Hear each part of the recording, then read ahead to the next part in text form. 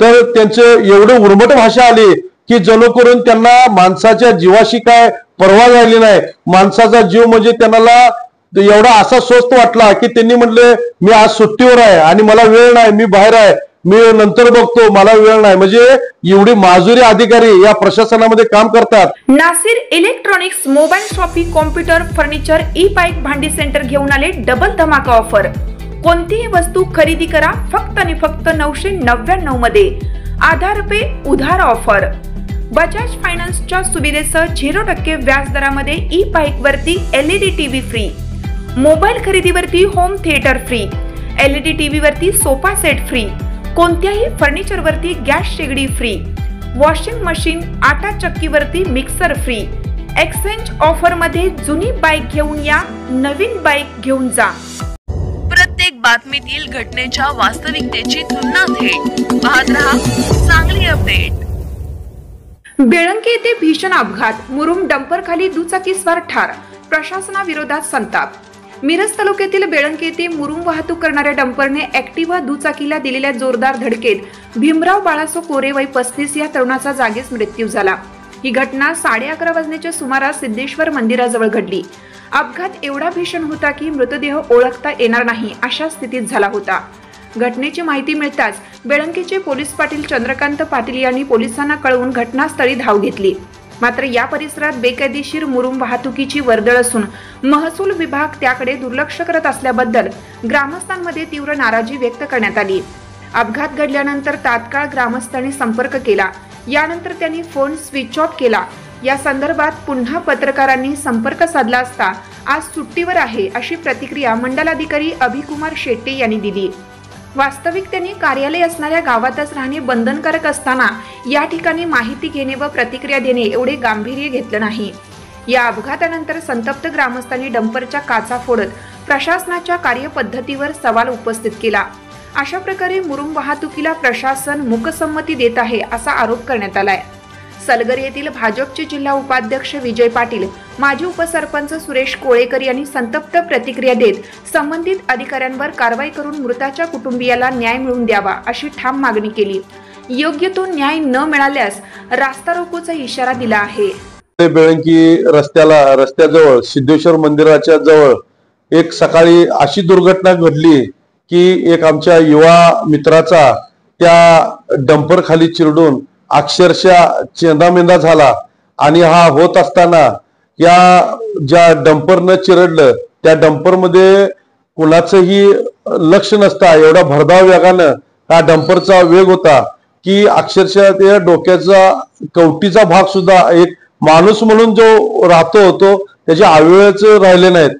आणि हे भरधाव वेगाचा ट्रक डंपर जात असताना या डंपर मध्ये अवैधरित्या मुरुमाचं उत्खनन होतं आणि हे उत्खननाचे जे भरधाव वाहतूक केली जाते कमीत कमी याला या प्रशासनाचे अधिकारी एवढे बेजबाबदारपणे वागतात की या रोडवरती जेवढे नामदार सुरेश भाऊ खाडे यांच्या माध्यमातून हा रस्ता झाला आणि हा रस्ता लोकांच्या रहदारीसाठी व्हावा आणि लोकांना चांगल्या पद्धतीचे दळणवळणासाठी साधन म्हणून हा झालेला असताना या मुरुम उत्खनन करणाऱ्यांची संख्या एवढी मोठ्या प्रमाणामध्ये झाल्या की लोकांच्या जीवाशी खेळणारा हा रस्ता होऊन बसलेला आहे।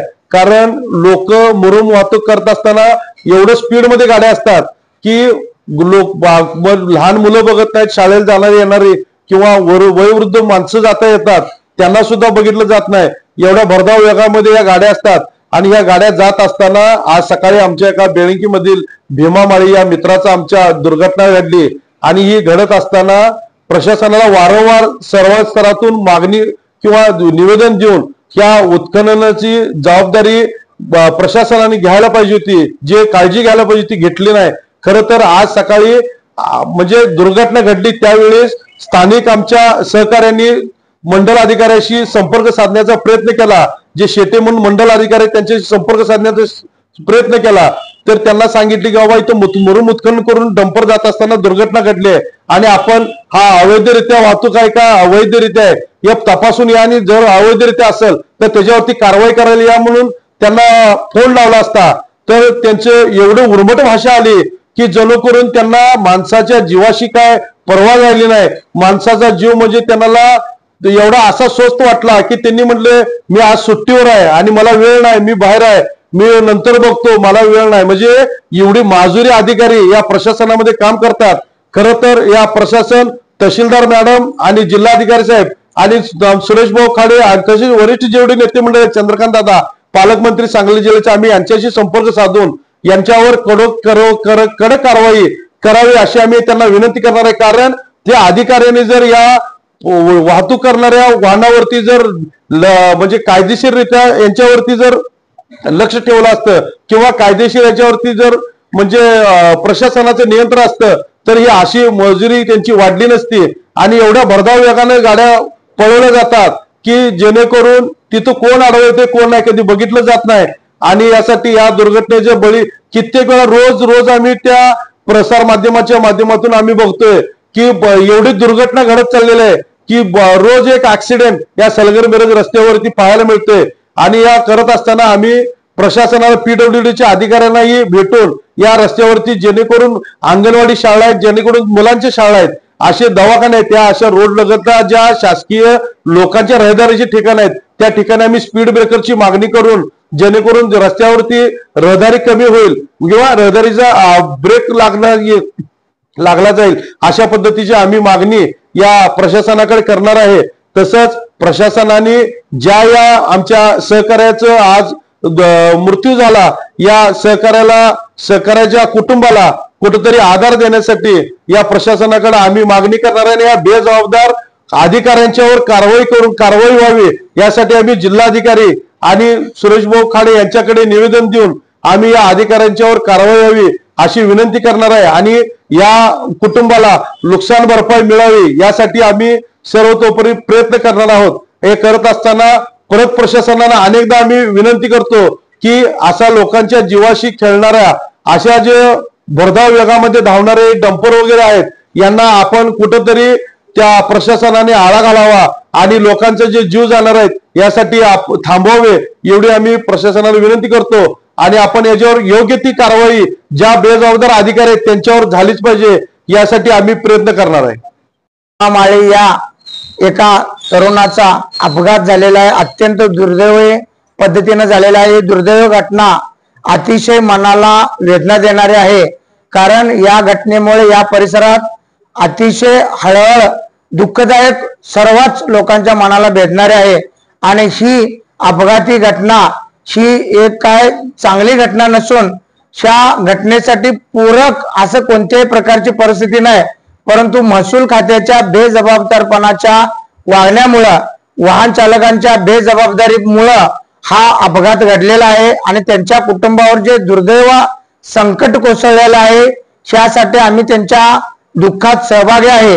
परंतु या जबाबदार घटनेला प्रशासन जे ढिम्म पद्धतीचं काम करतंय, या परिसरात जे बेकायदेशीर व्यवसाय, बेकायदेशीर वाळू वाहतूक, बेकायदेशीर मुरुम वाहतूक जी मोठ्या प्रमाणावर महसूल खात्याच्या या मिरज तालुक्यातील बेजबाबदार वागण्याचा परिपाक म्हणून आज या बेळंकीतील युवकाचा जीव गेलेला आहे. सातत्यानं या विभागामध्ये जे 2 नंबरचा प्रकार चालू असतो परंतु प्रशासन कुठल्याही प्रकारचा काम बघत नाही, ते धिम्म पद्धतीनं बघत राहिल्यामुळं अशा दुर्दैव घटना अनेक वेळा घडलेल्या आहेत.